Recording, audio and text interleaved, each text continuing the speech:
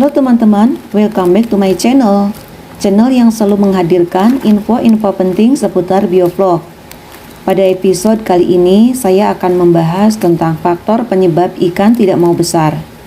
Salah satu usaha yang dianggap berhasil pada peternakan ikan, yaitu apabila ukuran ikan cukup besar dalam waktu relatif singkat. Namun, hal tersebut akan menjadi sebuah permasalahan manakala ikan yang diharapkan tidak mau besar. Bobotnya tidak sesuai standar, ikan cenderung tidak mau berkembang sehingga dapat menimbulkan kerugian. Pada video ini telah saya rangkum beberapa informasi dari narasumber peternak dan juga berdasarkan hasil analisis yang diperhatikan dari kolam kami. Adapun yang menjadi faktor utama penyebab ikan tidak mau besar adalah faktor genetik dari ikan nila itu sendiri. Setiap ikan yang lahir itu berpotensi bongsor, biasa saja, lambat tumbuh, sampai pada tumbuh kontet.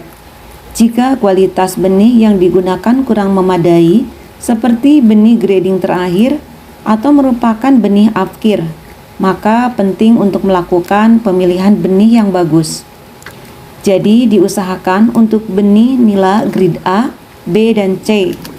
Adapun indukan nila yang ideal untuk pembibitan, bobotnya antara 250 gram sampai 300 gram.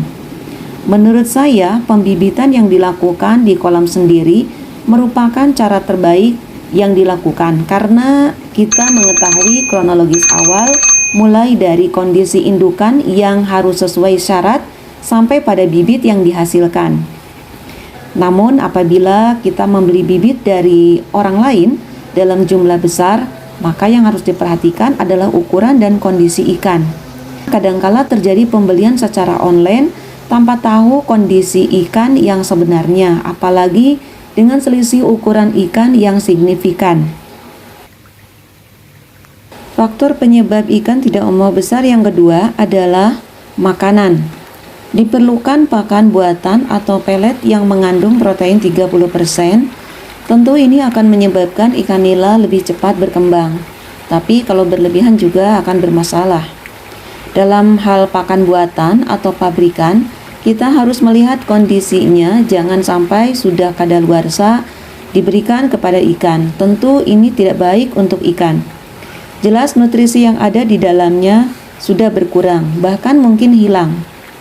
Perhatikan juga besar dan kecilnya pakan disesuaikan dengan ukuran ikan nilanya.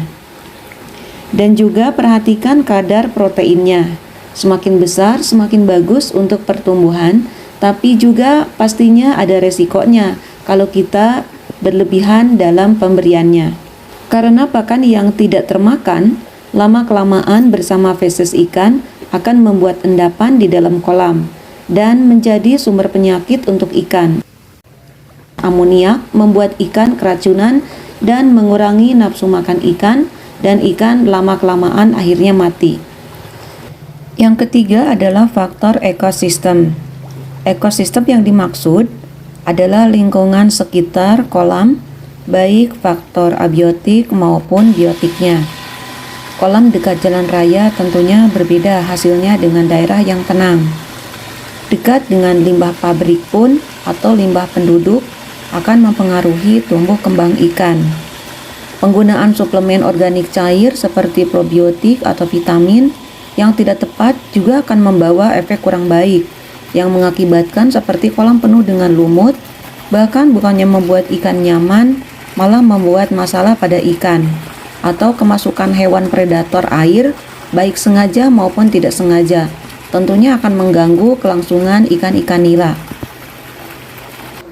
Faktor yang keempat adalah nafsu makan pada ikan menurun. Kita sudah menyiapkan makanan yang paling bagus dan terpilih, tapi nafsu makan ikan menurun, bahkan ikan tidak mau makan. Ikan lebih cepat besar karena makan dengan baik. Kalau ikan tidak mau makan, maka jelas tidak akan pesat pertumbuhannya. Saat dikonsumsi, ikan nilanya tipis-tipis dan kurang berbobot. Bila dipaksakan diberi makanan, kalau tidak dimakan, tentunya akan menimbulkan masalah serius nantinya. Sebab makanan ini akan menumpuk di dalam kolam dan menjadi sumber penyakit baru buat ikan. dan ikan semakin parah.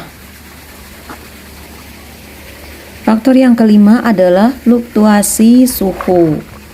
Fluktuasi suhu umumnya terjadi pada musim pancaroba atau transisi dari musim hujan ke kemarau atau sebaliknya. Suhu yang cocok untuk budidaya ikan nila adalah 28-30 derajat Celcius. Suhu yang terlalu rendah atau terlalu tinggi juga tidak disarankan karena dapat menyebabkan nafsu makan ikan berkurang. Akibatnya meningkatnya resiko ikan untuk terserang penyakit seperti parasit atau jamur. Faktor yang keenam adalah pengaruh pH air. Tentunya semua peternak ikan pasti paham soal pH air ini. Sampai-sampai mereka biasanya membeli alat penghitung pH air, jadi bukan hal baru lagi soal pH air ini. Besaran pH yang bagus bagi ikan nila yaitu berkisar 6,5 sampai 8. Untuk menjaga nilai pH air dapat dilakukan dengan menggunakan air yang kualitasnya baik. Tingkat keasaman pH adalah faktor yang kerap kali menjadikan nafsu makan ikan ini berubah.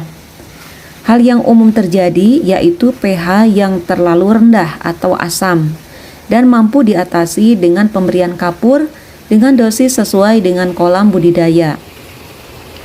Faktor yang ketujuh adalah oksigen terlarut dalam air. Kadar oksigen terlarut merupakan faktor selanjutnya yang membuat ikan nila tidak mau besar, karena hal ini mengarah pada nafsu makan nila yang turun drastis. Hal ini terjadi karena kadar oksigen yang terlalu rendah akan mampu menyebabkan rendahnya nafsu makan ikan. Lantaran ikan akan terhambat metabolismenya akibat kekurangan pasokan oksigen, sehingga berakibat pada aktivitas yang tidak dapat optimal. Faktor yang ke-8 adalah probiotik ikan atau suplemen dan vitamin untuk ikan yang digunakan. Untuk probiotik yang dicampurkan pada pakan ternyata membuat ikan-ikan nila nafsu makannya stabil, serta meningkatkan daya serap makanan menjadi daging. Air pun semakin bagus, bahkan tidak berbau. Begitu juga dengan daging ikannya. Tidak bau apek, tengik, atau bau lumpur. Ikan juga lebih sehat dengan pergerakannya yang begitu aktif. Bila terjadi perubahan suhu pada air, ikan-ikan nila selalu saja tetap stabil nafsu makannya. Ikan pun anti stres, bisa dilihat dari gerakan dan nafsu makannya yang stabil. Oke teman-teman, sekian video kali ini, semoga menginspirasi dan bermanfaat. Catatan untuk hari ini, belajar dan belajarlah untuk sebuah kesuksesan. Karena tidak ada kesuksesan bila belum merasakan arti sebuah kegagalan. Thanks for watching, see you next my video, bye. Salam Biovlog.